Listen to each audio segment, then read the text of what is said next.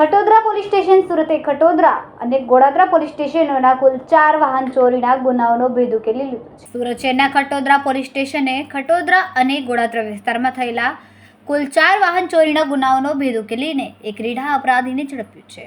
Police દ્વારા જણાવ્યા મુજબ આરોપી બાળ કિશોર પાસેથી એક ઓટો રિક્ષા અને 3 મોટરસાયકલ સહિત કુલ ₹1,80,000ની મત્તા કબજે કરવામાં આવી. કાર્યવાહી પોલીસ કમિશનર શ્રી અનુપમસિંહ ગેહલોત, સંયુક્ત પોલીસ કમિશનર શ્રી કે.એન. ડામોર, નાયબ પોલીસ કમિશનર ઝોન 4 ડોક્ટર મંદિર ઠાકોર અને મદદનીશ પોલીસ કમિશનર શ્રી Z.R. દેસાઈના માર્ગદર્શન હેઠળ પોલીસ ઇન્સ્પેક્ટર B.R. રબારીની ટીમ દ્વારા હાથ ધરવામાં આવી.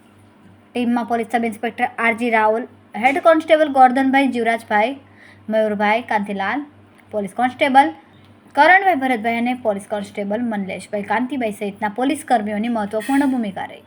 પોલીસ તપાસમાં જાણવા મળ્યું કે પકડાયેલા આરોપી બાળ અપરાધી અગાઉ પણ ઉમરા, સલાબતપુરા, ઉધના, અઠવા લાઇન્સ, ડુમ્મસ અને સચિન GIDC વિસ્તારના વિવિધ પોલીસ સ્ટેશનોમાં 14થી વધુ ચોરીના ગુનાઓમાં સંડોવાયેલો છે, જેની સામે ભારતીય દંડ સંહિતા મુજબ ગુનો નોંધાયા છે.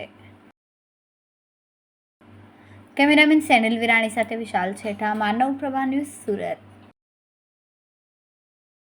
અમારા વિડિયોની નવી અપડેટ મેળવવા માટે સબસ્ક્રાઇબ કરો માનવ પ્રભા ન્યૂઝ ચેનલને. બેલ આઇકન ક્લિક કરો લેટેસ્ટ વિડીયો સૌથી પહેલા મેળવવા માટે.